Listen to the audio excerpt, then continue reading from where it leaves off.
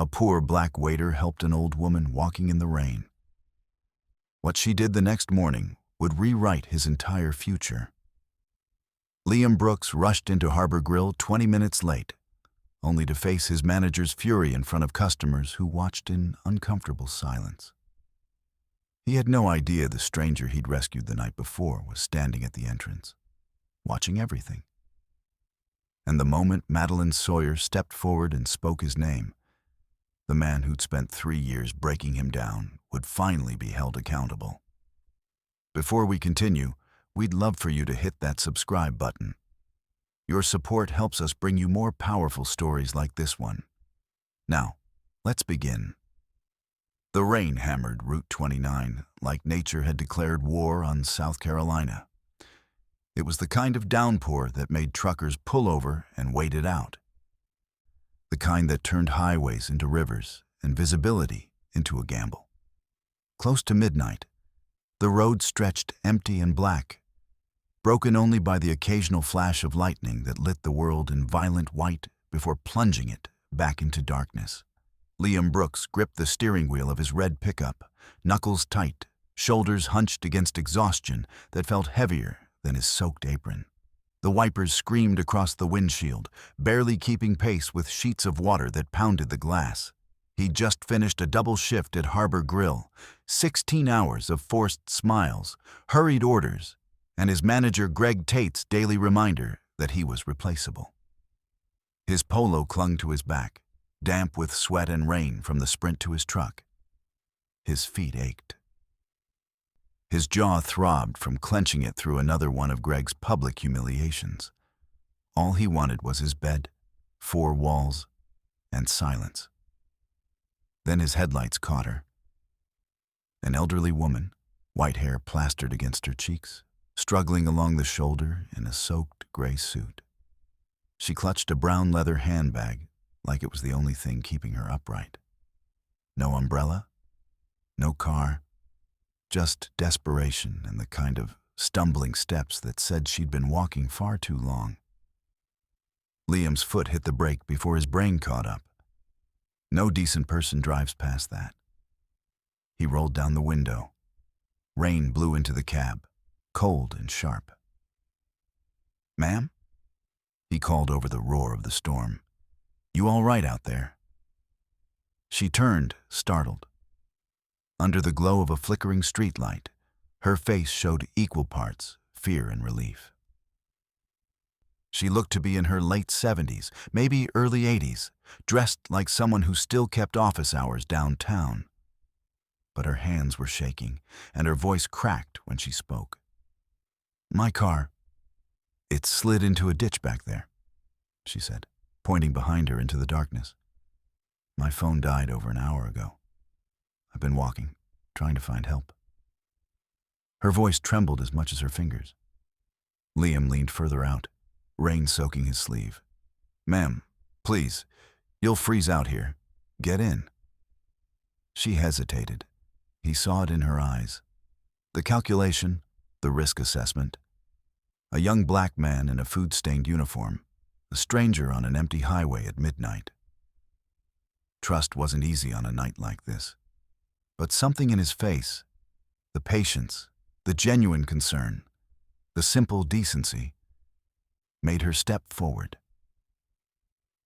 "I'm Madilyn," she said softly as she slid into the passenger seat, water pooling beneath her. "Liam," he replied, cranking the heater as high as it would go. The truck rattled, but warm air began to circulate. "Let's get you somewhere safe."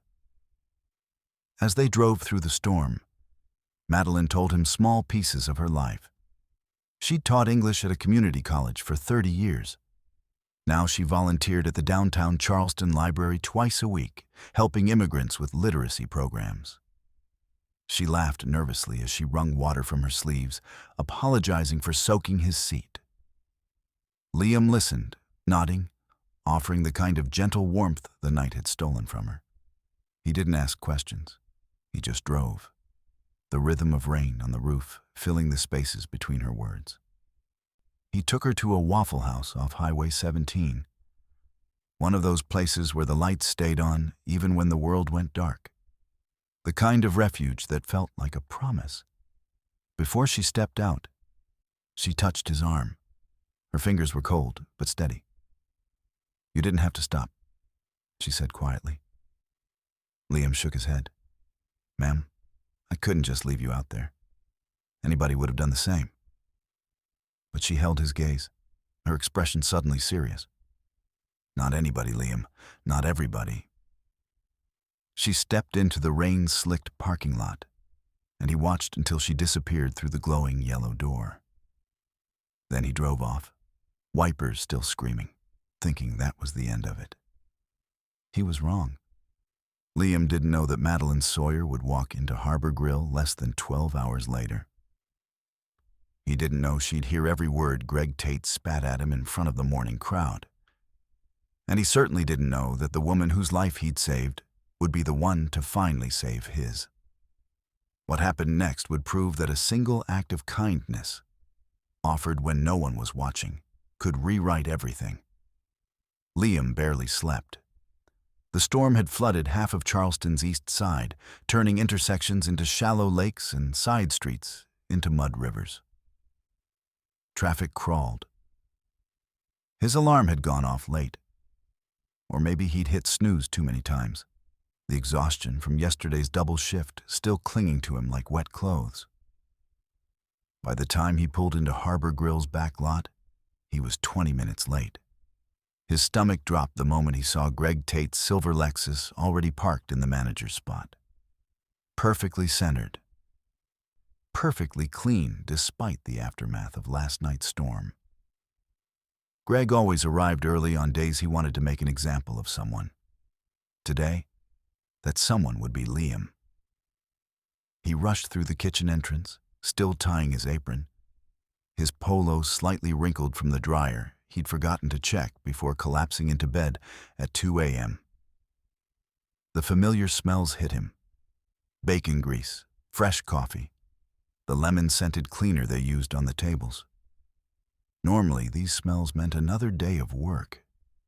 Today, they felt like the scent of an execution chamber. Greg was waiting by the expo line, arms crossed, that thin smile playing on his lips. The smile that never reached his eyes. The smile he wore when he was about to enjoy himself. "Well, well, well," Greg said. Voice loud enough to carry into the dining room where the morning prep crew had frozen mid-task. "Look who decided to grace us with his presence." Liam set his bag down quickly, breathless. "Greg, I'm sorry. The roads were—" "I don't want to hear it." Greg stepped closer, invading his space the way he always did when he wanted to make someone feel small. "We open in 10 minutes. 10. And you're strolling in here like this is optional." The flooding made traffic excuses. Greg jabbed a finger toward him, not quite touching his chest, but close enough to feel threatening. "That's all I ever get from you. Excuses. You think you're special? You think the rules don't apply to you?" The kitchen had gone silent. Marcus, the line cook who'd worked there longer than anyone, kept his eyes on the grill. Nia, one of the newer servers, pretended to organize menus by the host stand. Everyone knew the script. This was Greg's show, and no one wanted to become part of the performance. Liam's jaw tightened, but he kept his voice even. "It won't happen again." "You're right about that." Greg stepped back, crossing his arms again, that smile widening. "Because I'm already in talks with corporate about cutting hours, starting with the people who don't seem to understand what on time means." The threat hung in the air like smoke. Liam's rent was already 2 weeks late. His truck needed new brake pads. His mother's medication co-pays were due next week. One more cut hours conversation could mean losing everything. The apartment, the stability, the thin thread of dignity he'd been clinging to for 3 years. He nodded once, throat tight. "Understood. Good." Greg clapped his hands together, the sound sharp and mocking. Now get your section ready, and try to look like you want to be here. Liam moved to his station in silence, forcing his hands to stay steady as he checked salt shakers and stacked napkins. The weight of Greg's words pressed down on him like the rain had pressed down on Route 29 last night. Relentless, suffocating, inescapable. Half an hour later, the restaurant began to fill with the morning crowd. Retirees ordering the early bird special. Tourists in pastel shirts and visors studying menus like they were legal documents. Business people grabbing coffee before heading to the offices near the waterfront. Liam carried trays, refilled drinks, smiled when required. But the smile felt like a mask that didn't quite fit anymore. Greg's threat replayed in his mind with every order he took, every table he cleared. Cut hours, starting with you. He was clearing a table near the window when the front door opened. A hush fell over the dining room.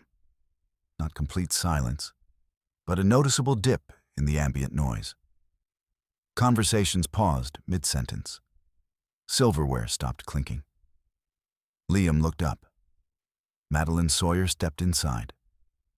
She looked nothing like the drenched, trembling woman from last night. Her white hair was neatly styled. She wore a crisp, charcoal suit with a cream blouse, the kind of outfit that spoke of board meetings and decisions that affected hundreds of people. Her brown leather handbag, the same one she'd clutched in the rain, now hung confidently from her arm. She moved with quiet authority, her eyes scanning the room with the practiced ease of someone who'd spent decades evaluating spaces and people. When her gaze found Liam, her expression softened into something warm and genuine. "Liam," she called across the dining room, her voice clear and bright. Every head turned. Liam nearly dropped the stack of plates in his hands. "Ma'am?" She crossed the floor toward him, and the crowd parted without thinking about it. "I wanted to thank you again for last night. You likely saved my life." Greg appeared from the kitchen entrance, eyebrows knitting together. His manager instincts kicked in. Customer complaint? VIP? Someone important he should know about? "You two know each other?" Greg asked, his tone caught between confusion and suspicion. Madilyn turned to face him, and something shifted in her posture. The warmth remained, but it was joined by something harder, something that made Greg take an involuntary half-step back. "This young man stopped in the middle of a dangerous storm to help me when my car broke down," she said. Her voice was steady, measured, but carried the weight of someone used to being heard. "He drove out of his way to get me somewhere safe. He asked for nothing in return." Greg forced a smile, the customer service smile, the one he never used on his staff. "Well, that's great. Liam's one of our team members, and we're glad he could help." "Are you?" Madilyn asked. The question hung in the air like a blade. Greg blinked. "I'm sorry? Are you glad?"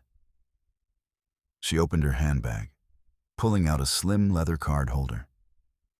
"Because I heard you berating him the moment I walked into the parking lot.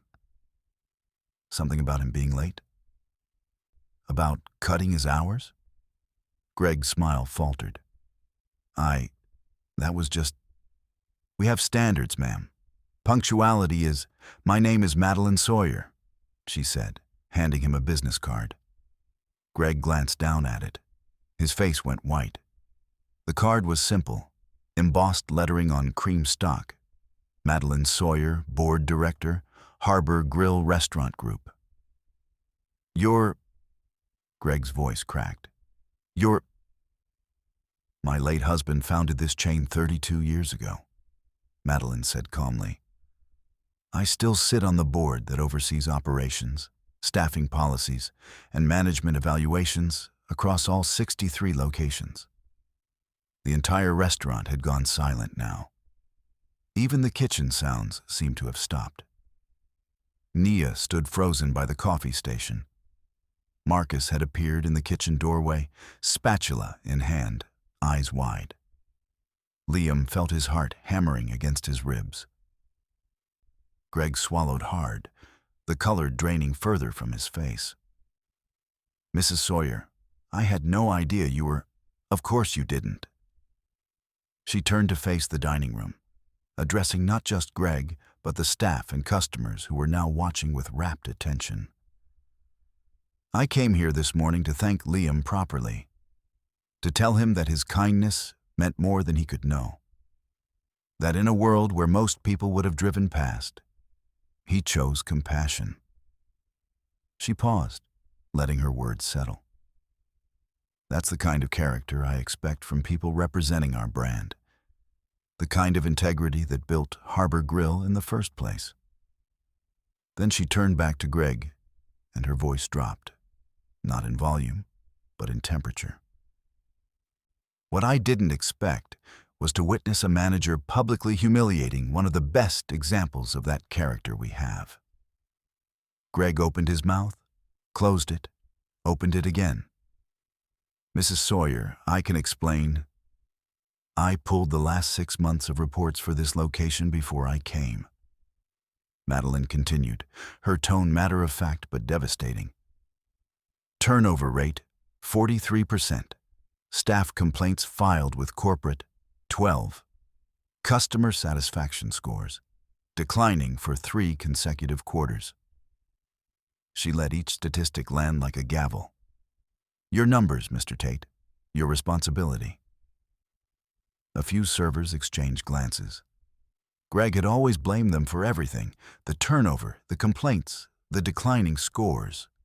Lazy staff, no work ethic, entitled generation. But now, hearing it laid out by someone who actually mattered, the truth became impossible to ignore. Madilyn took a slow breath and looked around the room one more time before focusing on Liam. "Liam, may I ask you something directly?" Liam's throat felt dry. Greg's eyes burned into him, a silent warning written in every tense line of his manager's body. Say the wrong thing, and even she won't be able to save you later. But Madilyn's gaze was steady, patient, kind. The same look she'd given him last night when she'd said not everybody would have stopped. "Have you been treated fairly here?" she asked. The dining room held its breath. Liam looked at Greg, at the man who'd spent 3 years reminding him he was replaceable, who'd mocked his ambitions, who'd made him dread walking through the door every single shift. Then he looked back at Madilyn and made a choice. "Honestly, ma'am." His voice was quiet but clear. "No, not really." Greg's face flushed red. "He's lying. He's just trying to—" Madilyn held up one hand, and Greg's protest died in his throat. "Mr. Tate, you're relieved of your duties effective immediately." A collective gasp rippled through the restaurant. Someone dropped a fork. Nia's hand flew to her mouth. Liam stood frozen, unable to process what he'd just heard. "But—" Greg sputtered, desperation replacing arrogance. "You can't just— I've been here 5 years. I've built this location." "You've run this location into the ground," Madilyn corrected, her voice still calm but absolutely final. "And more importantly, you've created a culture of fear and disrespect.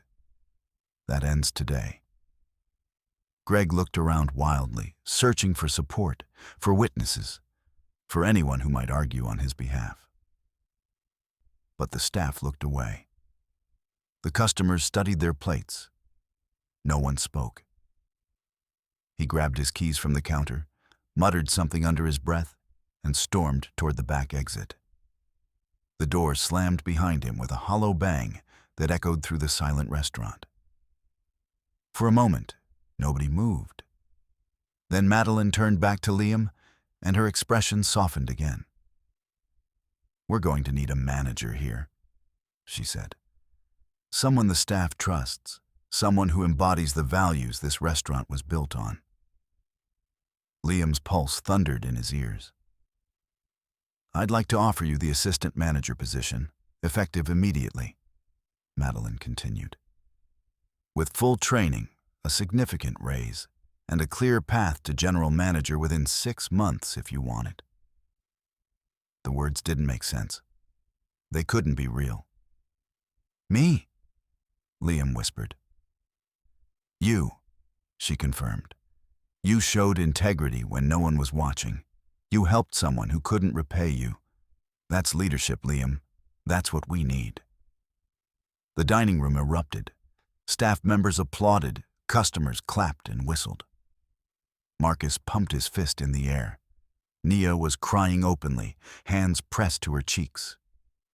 Liam felt his eyes burning, his chest tight with an emotion he couldn't name. Relief, disbelief, gratitude, all crashing together like waves after a storm. His voice cracked. "I don't know what to say." Madilyn smiled, the same gentle smile from last night when he'd offered her his truck's warmth and safety. "Say you'll take the job," she said softly. Liam nodded, unable to speak through the knot in his throat. "Then congratulations, Mr. Brooks." She extended her hand, and he shook it, her grip firm and sure. "You start now." An hour later, after the crowd had settled and Madilyn had left with promises to return for his formal training session next week, Liam stood alone in the small manager's office. His office now. The space still smelled like Greg's cologne, but that would fade. The schedules on the wall would be rewritten. The culture would change. It wouldn't happen overnight, but it would happen. He pulled out his phone and stared at the text he'd started typing to his mother 3 times, but kept deleting. Finally, he just wrote, "Something incredible happened today. I'll explain tonight. Love you." Then he walked back out to the floor where his team was working through the lunch rush. Nia caught his eye and grinned. Marcus gave him a subtle nod of respect. And Liam realized something profound. A single act of kindness, offered without expectation, without witness, without reward, had rewritten the entire trajectory of his life. He hadn't helped Madilyn because he thought it would pay off. He'd helped her because it was the right thing to do. But somehow, impossibly, that choice had saved him just as much as it had saved her. The adrenaline from the morning's chaos took hours to fade. By mid-afternoon, Liam found himself standing in the small manager's office, his office now, staring at the scheduling whiteboard Greg had left behind. The shifts were a disaster. Understaffed weekends, people working doubles without proper breaks. Glaring favoritism in who got prime shifts versus who got stuck with the brutal Friday closings. He'd inherited more than a promotion. He'd inherited years of neglect. "You good?" Liam turned.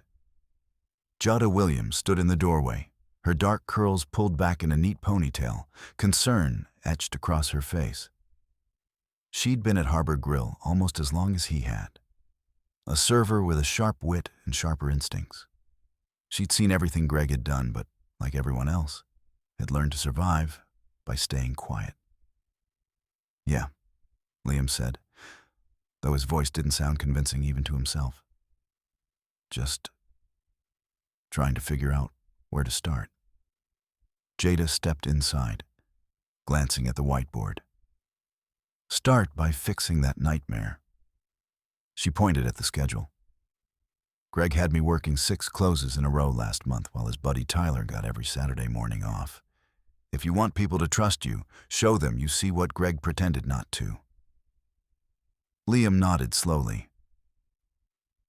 "I'm going to try." "I know you will." Jeda's expression softened. "You've always been different, Liam. Fair. That's why we're all rooting for you." Before he could respond, Marco appeared behind her, the line cook who'd worked at Harbor Grille longer than anyone. Gray peppered his temples, and grease stains decorated his apron like badges of honor. He held a plate with a burger and fries. "Figured you haven't eaten," Marco said, setting it on the desk. "Can't lead on an empty stomach." The gesture hit Liam harder than it should have. Small kindnesses felt monumental when you'd spent years starving for them. "Thanks, Marco." The cook shrugged. "Just don't turn into Greg, and we're good." He paused at the door. "Seriously, though, we got your back, all of us." After they left, Liam sat alone with the burger cooling on the desk and pulled out his phone. 3 missed calls from his mother. 1 text. "Baby, call me when you can. Medical bill came. It's more than we thought." His chest tightened. The promotion came with a raise, a significant one, but it wouldn't kick in until next month's payroll. Right now, he was still drowning. Rent was 2 weeks overdue. His landlord had been understanding so far, but patience had limits. His mother's medication costs kept climbing, her insurance covering less each year. And his truck's check engine light had been glowing for 3 days, a silent countdown to another expense he couldn't afford. He typed back, "I got it, Mom. Something good happened today. I'll explain later. Don't worry." He hit send before he could second-guess the promise. The afternoon shift blurred past. Orders, complaints about undercooked fish, a spilled tray of drinks. Liam moved through it mechanically, his mind splitting between the immediate tasks and the weight of everything riding on his success here. By 6 o'clock, exhaustion crept back in. He'd been awake since 5 that morning, running on 4 hours of sleep and pure adrenaline. He was refilling the ice bin when Jada approached again, her expression darker now. "Hey," she said quietly, glancing over her shoulder. "I need to tell you something." Liam set down the scoop. "What's wrong?" Tyler and Brittany were in the break room earlier. She kept her voice low. "They're pissed about Greg getting fired. They're saying you only got promoted because of, special treatment, that Madilyn felt guilty or whatever." The words landed like stones in his stomach. "They said that?" Jada nodded. "I told them to shut up, but..." She hesitated. "Just be careful. Not everyone's happy about this. Some people liked how things were when Greg played favorites." Liam's jaw tightened. Of course, he should have expected it. You couldn't dismantle a toxic system without facing resistance from the people who benefited from it. "Thanks for the heads up," he said. She squeezed his shoulder and walked back to her section. Liam stood there, the ice melting slowly in the bin, and felt the old familiar weight return, the pressure to prove himself, to work twice as hard, to be perfect because anything less would be called undeserving. He tried to breathe through it, tried to remember Madilyn's words about integrity and character. But doubt was louder tonight. As closing time approached and the last customers filtered out, Liam wiped down tables and locked the front doors. The restaurant settled into that familiar late-night quiet, just the hum of refrigerators and the distant clatter from Marco finishing the kitchen close. He was counting the register when his phone buzzed. Unknown number. He almost ignored it, but something made him check. The email preview made his blood run cold. Subject: urgent. Performance concerns regarding new management from Corporate Review Committee. He opened it with shaking hands. "Mr. Brooks, we have received several complaints regarding recent management decisions at the Charleston location. An internal review has been initiated to assess." The words blurred. Someone was already coming for him. Liam set the phone down, staring at the empty dining room. 24 hours ago, he'd been a waiter who helped a stranger in the rain. Now he was a target. He tried to breathe through the pressure, but then the restaurant door rattled. Someone was outside. Every head in the kitchen turned. The rattling stopped. Then came the knock, firm, deliberate, unmistakable. Liam moved toward the front windows, heart pounding. Through the glass, backlit by the parking lot lights, stood Madilyn Sawyer. She wasn't alone. A man in a gray suit stood beside her, holding a leather briefcase. Liam unlocked the door quickly. "Mrs. Sawyer, is everything okay?" She smiled, but it was different from this morning's warmth, sharper, more purposeful. "Everything's fine, Liam. May we come in?" "Of course." He stepped aside, and they entered. Marco appeared from the kitchen, dish towel in hand, eyes curious. Madilyn gestured to the man beside her. "This is Richard Chen, our Director of Operations. I asked him to meet me here tonight." Richard extended his hand. "Mr. Brooks, I've heard remarkable things about you." Liam shook it, confused. "I don't understand." "I received an email," Madilyn said, pulling out her phone. 20 minutes ago, sent to the entire Corporate Review Committee. Anonymous complaints about your lack of qualifications and suspicious circumstances surrounding your promotion. Liam's stomach dropped. The same email he'd gotten. "I didn't do anything wrong. I know you didn't." Madilyn's voice was firm. "That's why I'm here. Richard and I have been reviewing security footage and digital records from this location for the past 6 hours. Richard opened his briefcase and pulled out a tablet. "Mr. Brooks, have you noticed anything unusual with the system lately? Missing inventory reports? Scheduling errors you didn't make?" Liam's mind raced. "Actually, yes. This afternoon I found 3 shift changes I never approved. And yesterday's food cost report showed orders I don't remember placing." Richard and Madilyn exchanged a look. "Someone's accessing the system remotely," Richard said. "Using old manager credentials that should have been deactivated when Greg Tate was terminated." The words hung in the air like smoke. "Greg?" Liam whispered. "We believe so," Madilyn confirmed. "But we need proof before we can act. That's why we're here. Richard's installing monitoring software tonight. If someone accesses this location system remotely, we'll know exactly who and when." Marco stepped forward, anger flashing across his usually calm face. "That's why the scheduling's been screwed up? That piece of—" "Marco," Madilyn interrupted gently, "I understand your frustration, but we handle this by the book." She turned back to Liam, and her expression softened. "I won't let anyone destroy what you're building here. You earned this position, and I'm going to make sure everyone knows it."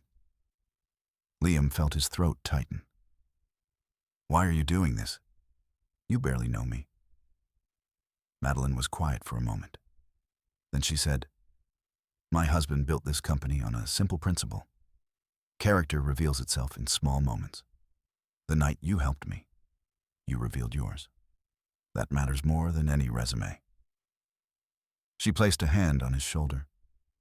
"I failed this company by not paying closer attention to people like Greg Tate. I won't make that mistake again." Richard finished setting up the monitoring system and closed his briefcase. "We'll have answers soon, Mr. Brooks. Until then, document everything. Every change you make, every decision. Paper trail is your best defense." They left shortly after, leaving Liam standing in the empty restaurant.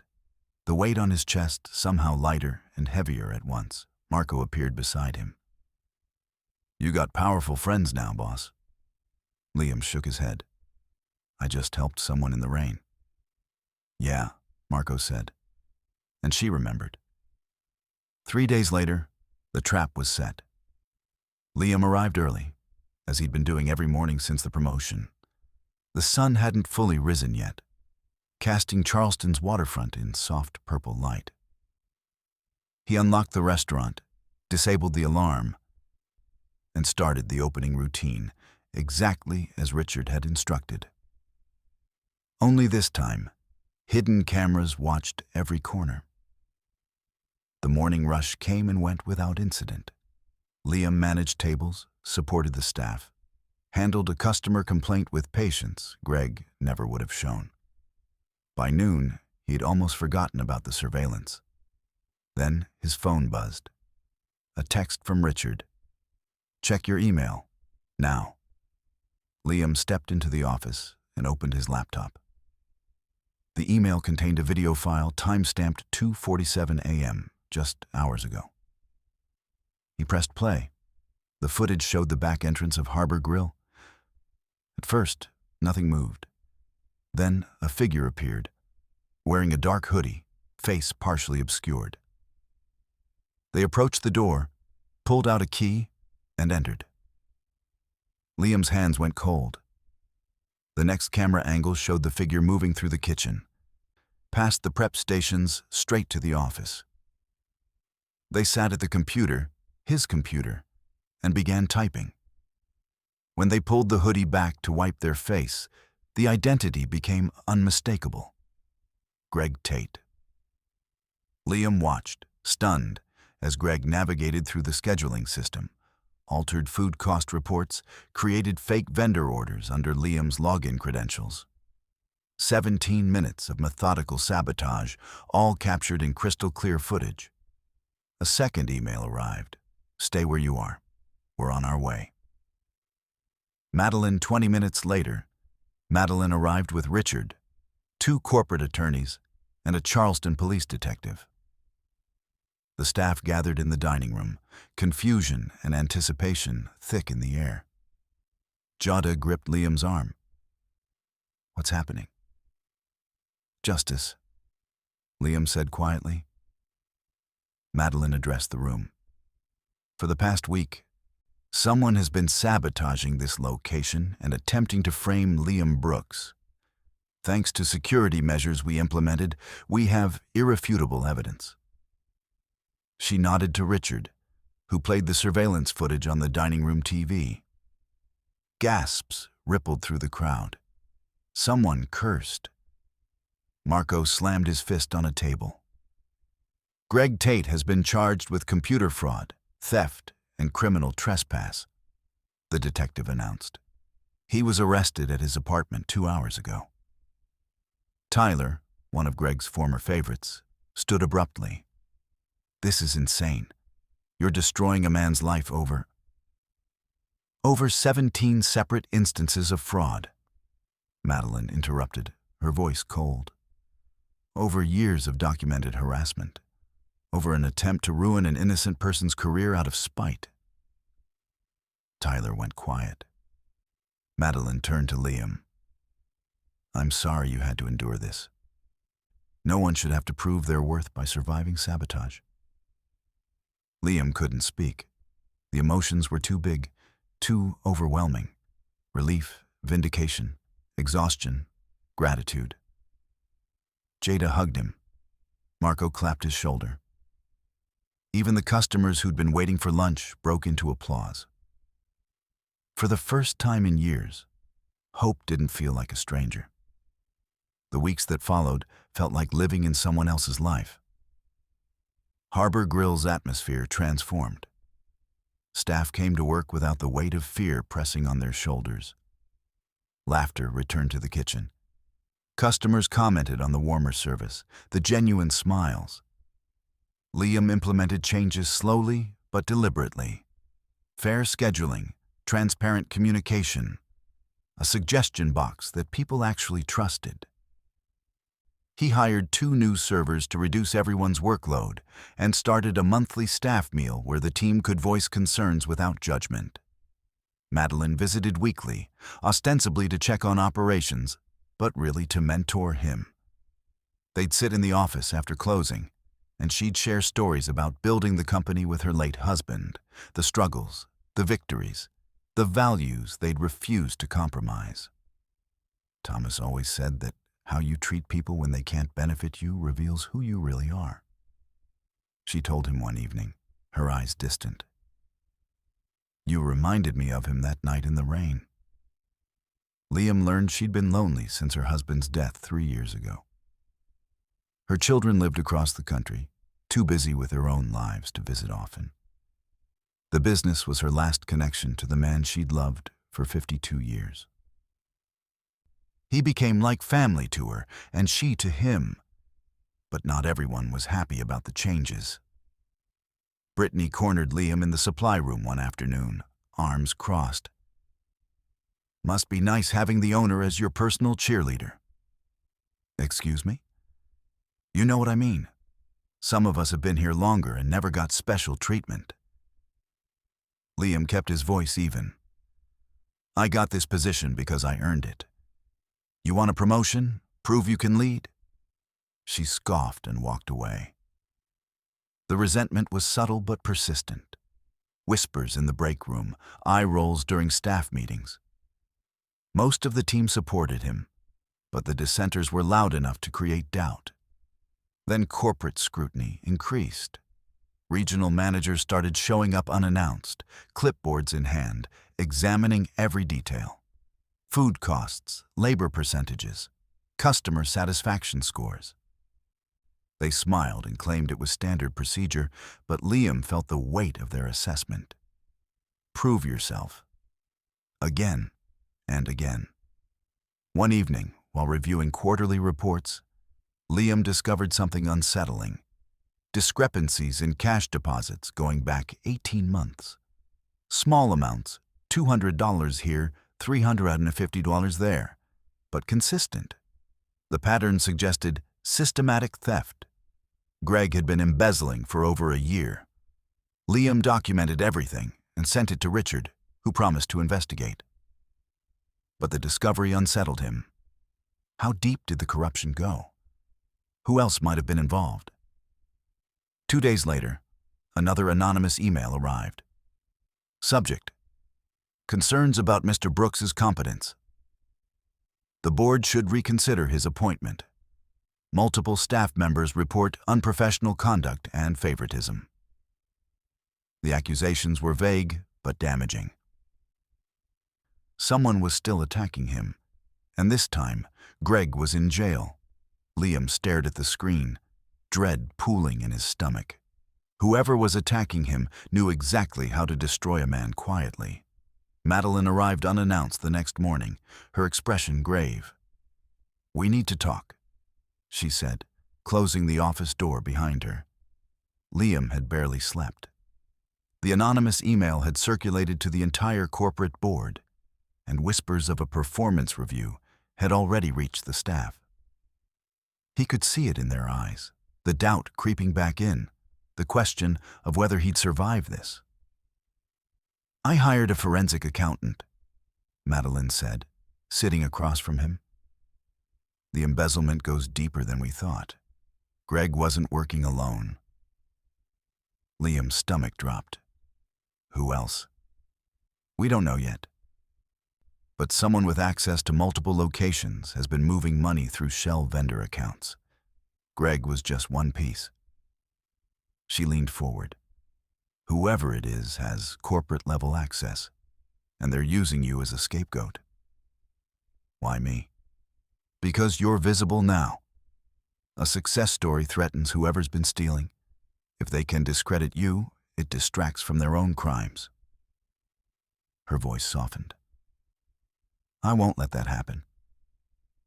She pulled out a folder, her hands trembling slightly. I want to show you something. Inside were photographs. Her late husband Thomas at various Harbor Grille locations, laughing with staff, serving food alongside servers, shaking hands with dishwashers. In every photo, he looked genuinely happy. Thomas built this company because he'd been where your staff is now, Madilyn said quietly.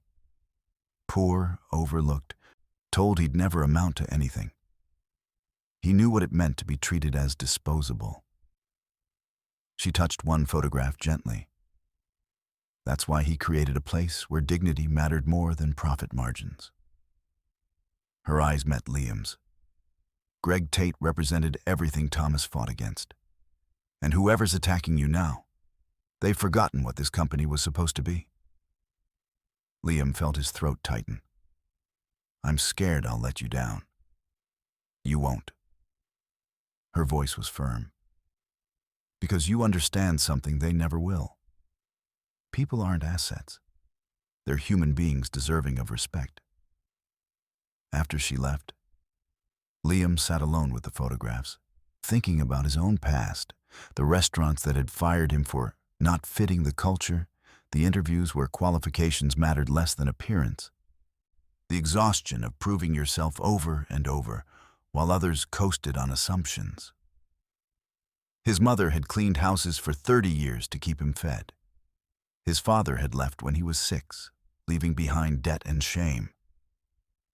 Every opportunity Liam had ever received came wrapped in suspicion, as if success was something he'd stolen rather than earned. That evening, Richard called with bad news. Corporate's scheduling a formal performance review next Monday. They'll evaluate everything: financials, staff retention, customer feedback. If you don't meet their benchmarks. He didn't finish the sentence. They'll demote me, Liam said flatly. Or worse. Liam hung up and stared at the empty restaurant. Through the windows, Charleston's waterfront glowed with evening light. Beautiful, indifferent. Unaware of the quiet war being waged in this small building. Jada found him there an hour later. We know what's happening, she said. The whole staff knows, and we're not letting them destroy you.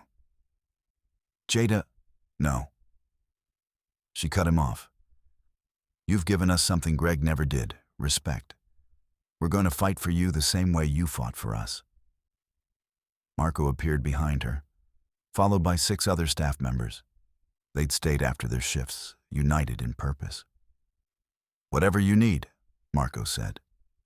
We got you. For the first time that day, Liam felt something other than fear. He felt the weight of people who believed in him. But in a back office in Atlanta, someone was already preparing the final blow. Forged documents, fabricated complaints, carefully constructed evidence designed to bury him.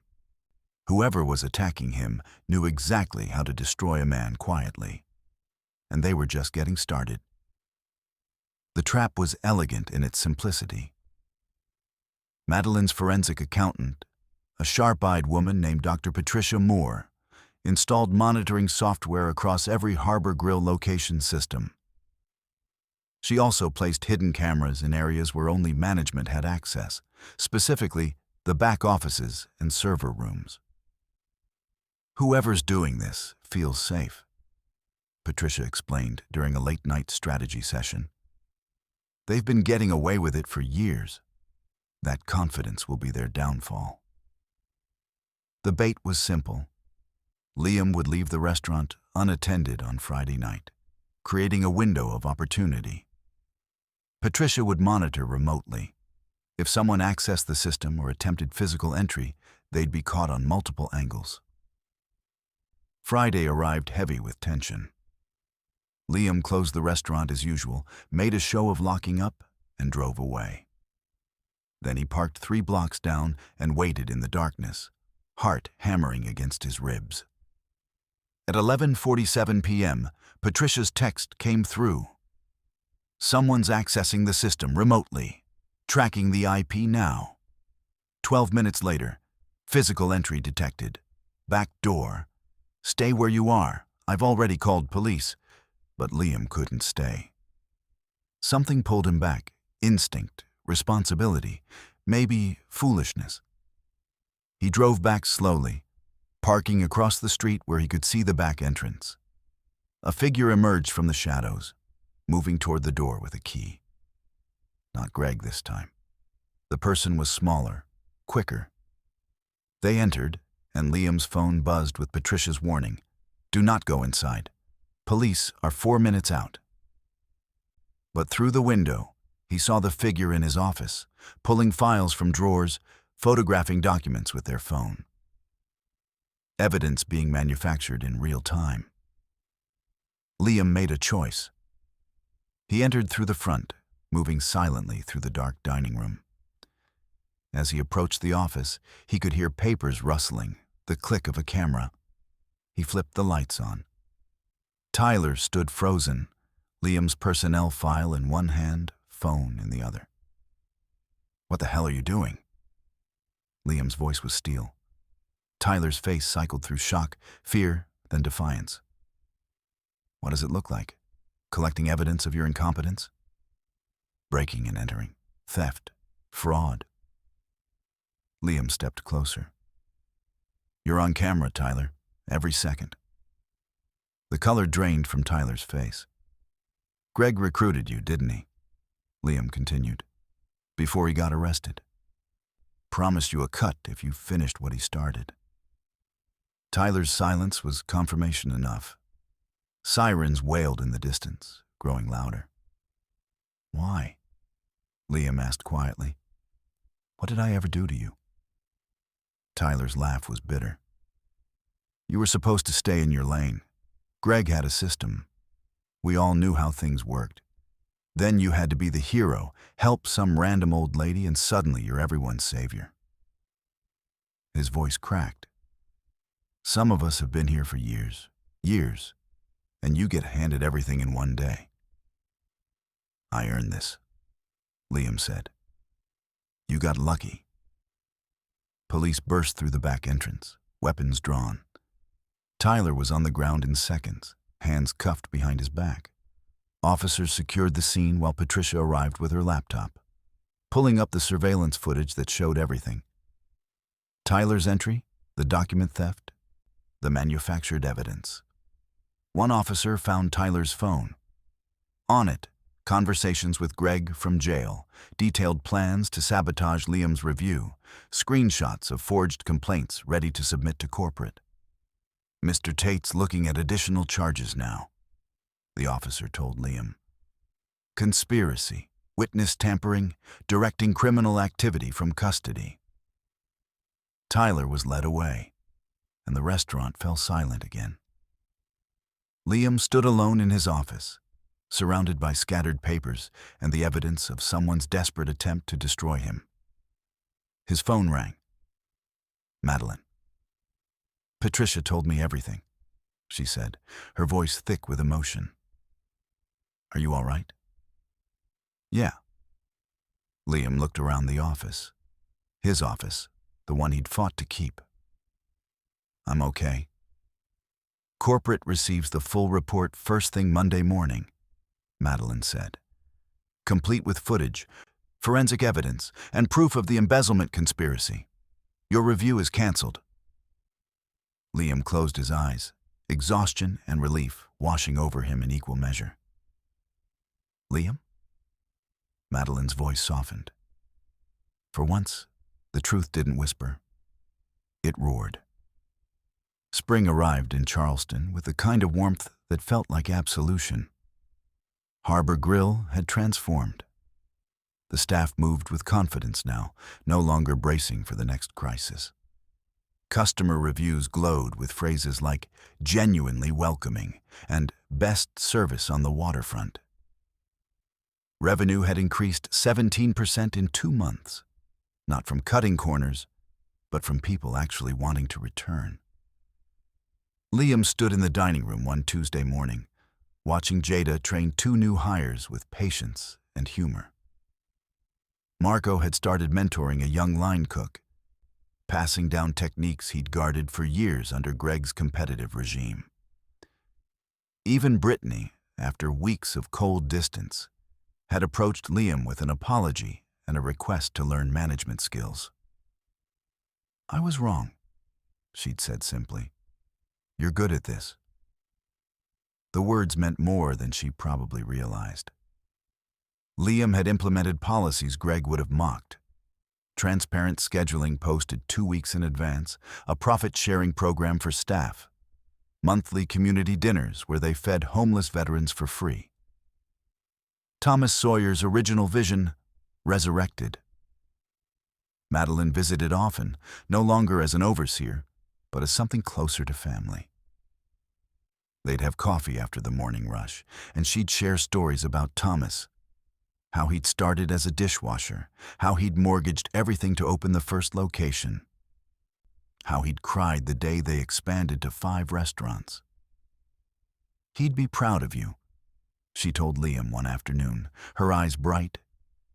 "You've done what he always hoped his managers would do. Lead with humanity." That weekend, corporate invited Liam to speak at their annual leadership summit in Atlanta. 200 managers from across 63 locations, all gathered to discuss operational excellence and cultural transformation. He almost said no. Public speaking terrified him, and imposter syndrome still whispered that he didn't belong in those rooms. But Madilyn insisted. "They need to see what's possible. You're not just managing a restaurant. You're proving what this company can be." The presentation was scheduled for Saturday morning. Liam spent days preparing, rehearsing in front of his bathroom mirror, rewriting slides until the words felt true. When the moment came, he stood on that stage in front of 200 faces and told the truth. He talked about the storm, about choosing compassion over convenience, about Greg's toxicity and how it had poisoned not just him, but the entire staff, about Madilyn's intervention and the second chance that followed, about Tyler's betrayal and the systems that had allowed corruption to flourish. "Leadership isn't about control," he said, voice steady. "It's about creating spaces where people can be their best selves, where dignity isn't negotiable, where kindness isn't weakness." The room was silent when he finished. Then someone stood and applauded, then another. Within seconds, the entire summit was on their feet. Not polite corporate applause, but something real, something moved. Afterward, managers approached him with questions, with stories of their own struggles, with gratitude for saying what they'd felt, but couldn't articulate. On the flight home, Liam stared out the window at clouds that looked like cotton fields, thinking about how far he'd traveled from that rainy night on Route 29.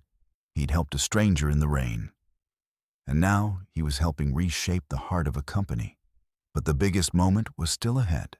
6 months after that first morning when everything changed, Madilyn called a staff meeting. It wasn't unusual. They had them monthly now, part of Liam's transparency initiative. But something in Madilyn's tone when she'd asked him to gather everyone felt different, heavier, more significant. The entire team assembled in the dining room. Servers, cooks, hosts, dishwashers. Even the part-timers had been asked to come in.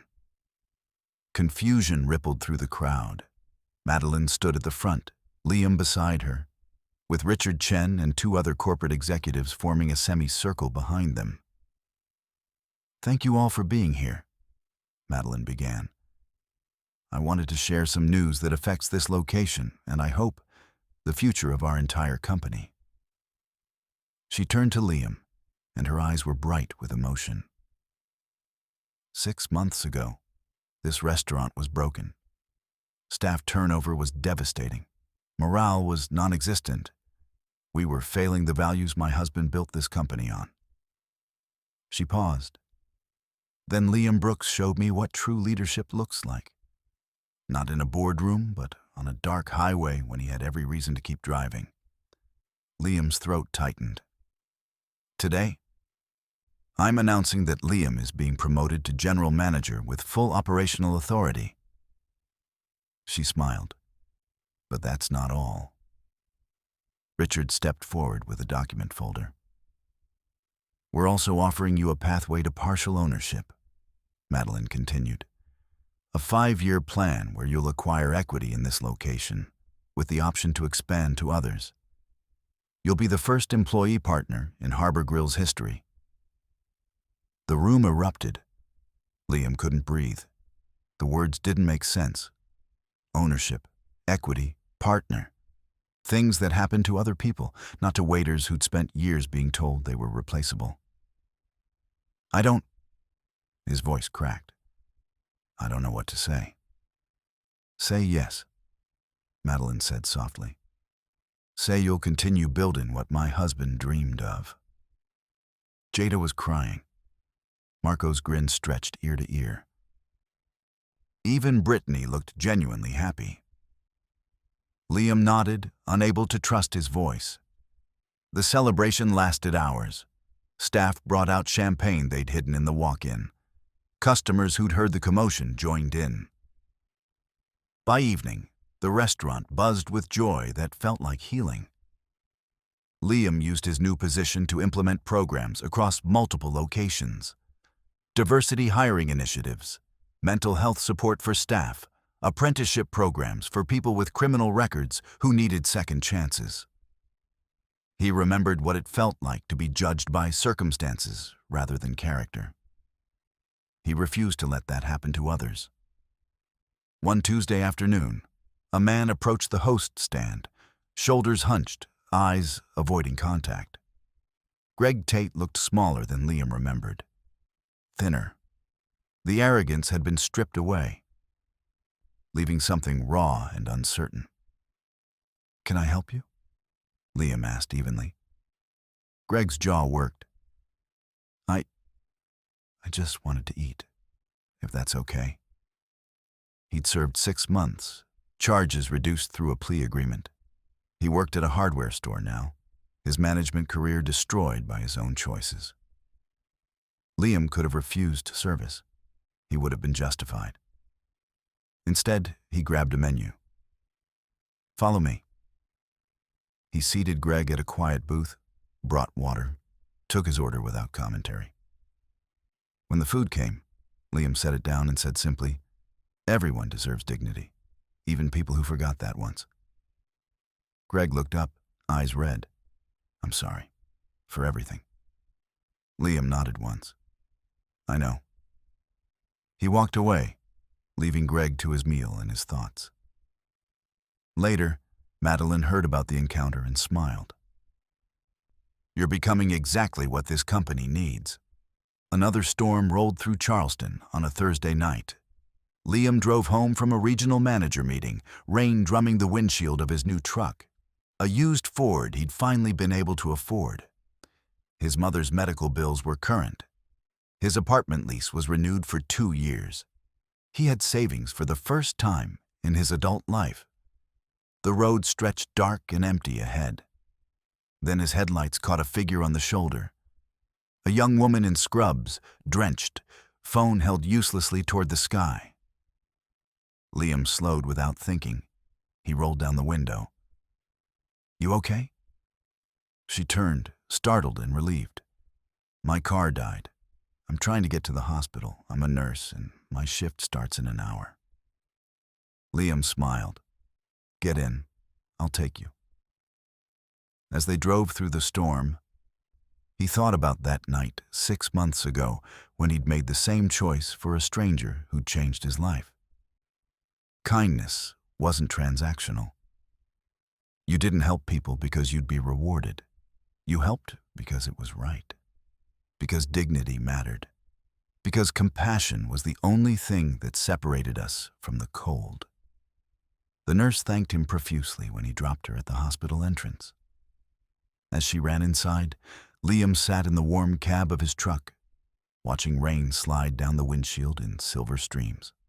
Somewhere in the city, Madilyn was probably reviewing reports. His staff was preparing for tomorrow's shift. His mother was taking her medication on schedule for the first time in years. And Liam Brooks, the poor black waiter who'd stopped in the rain, had discovered something profound. Kindness travels farther than the rain, and it always finds its way back.